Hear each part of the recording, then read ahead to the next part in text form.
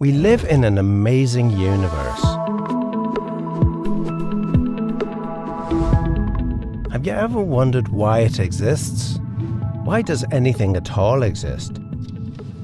Gottfried Leibniz wrote, "The first question which should rightly be asked is, why is there something rather than nothing?" He came to the conclusion that the explanation is found in God. But is this reasonable? Everything that exists has an explanation of its existence.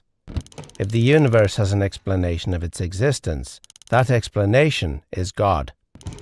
The universe exists. From these, it follows logically that the explanation of the universe's existence is God. The logic of this argument is airtight. If the three premises are true, the conclusion is unavoidable. But are they more plausibly true than false? The third premise is undeniable for anyone seeking truth. But what about the first premise? Why not say, the universe is just there, and that's all? No explanation needed. End of discussion. Well, imagine you and a friend are hiking in the woods and come across a shiny sphere lying on the ground. You would, naturally, wonder how it came to be there. And you'd think it odd if your friend said, "There's no reason or explanation for it. Stop wondering. It just is." And if the ball were larger, it would still require an explanation. In fact, if the ball were the size of the universe, the change in its size wouldn't remove the need for an explanation. Indeed, curiosity about the existence of the universe seems scientific and intuitive. Someone might say, if everything that exists needs an explanation, what about God? Doesn't he need an explanation? And if God doesn't need an explanation, then why does the universe need an explanation? To address this, Leibniz makes a key distinction between things that exist necessarily and things that exist contingently. Things that exist necessarily exist by necessity of their own nature.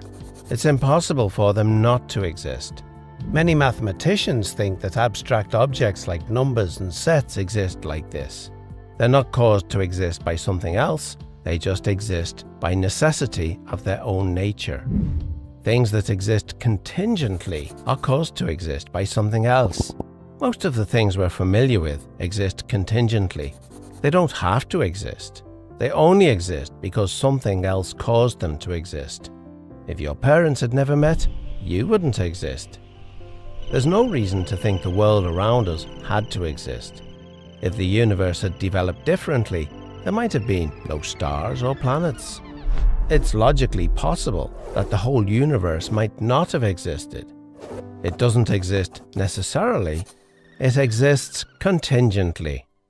If the universe might not have existed, why does it exist?